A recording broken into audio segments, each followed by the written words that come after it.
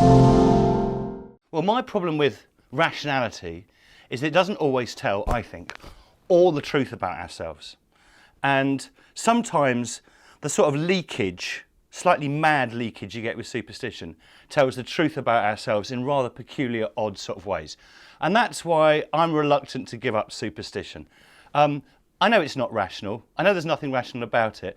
But it does seem to me to speak a truth about who we are, like a sort of dream or a psychic leakage that isn't captured by cold, hard logic. That's what I think. Okay, so when you say truth, I immediately think of empirical truth. So I think Why of do you facts. think that? Why do you think that? Because I like to rely on the scientific method and what is observable Is and that provable. a form of superstition, liking to rely on the scientific method? Only if it's blind. And so what the scientific method does is it changes based on observation, whereas superstition is the exact opposite of that. Yes, that's true. So I would say it depends what you mean by truth there. I think you're talking about a spiritual truth, a romantic truth, an emotional truth, which superstition very much speaks to. And I think on an individual basis, that's absolutely fine. If you throw salt over your shoulder, it doesn't affect me unless I'm standing behind you. And that's where the line is. And so if we take that to its conclusion, which is what we see in the world, we see small superstitions being taken to much, much greater extremes. And so but the question is what sort of, this slippery word truth is actually rather, I mean, I'm quite interested in truthfulness. Yeah. And truthfulness is actually, I mean, as I say, there's this sort of leakage that can come out through superstition. It's obviously, in narrow truth terms, complete rubbish. But on another register of truth, I find it very, very interesting and what it speaks about the human condition. Now, you're quite right to say that there's all sorts of ways in which superstition, because it's quite difficult to challenge, becomes an alibi for all sorts of immorality and so forth. Well, science can be an alibi for immorality as well. You know, that can happen too.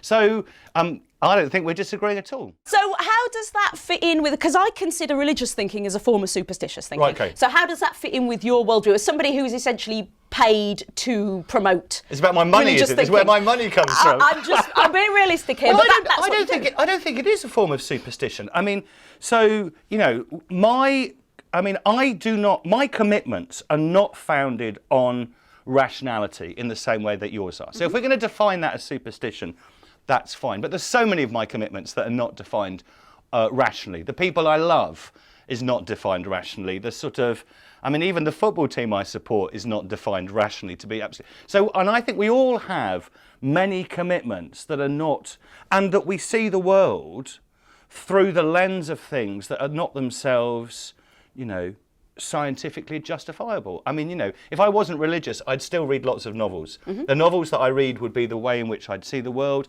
They're not scientifically true.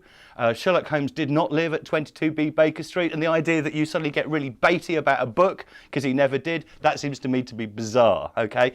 They show you things about the world, and I think that's absolutely true about faith as well. Its truthfulness is in what it's able to reveal, not in its rational justification. I agree with you to a point, and historically I think that has been the case, but I think now it's irrelevant. I don't think we gain anything in poetry, in art, even in philosophy that we wouldn't also have if we eliminated superstition. We bear in mind that critical thinking or skeptical thinking, scientific thinking, is a baby compared to superstitious and religious thinking.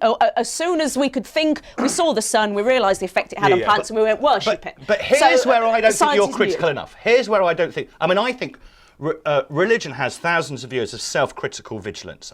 I think science has not got enough self-critical vigilance.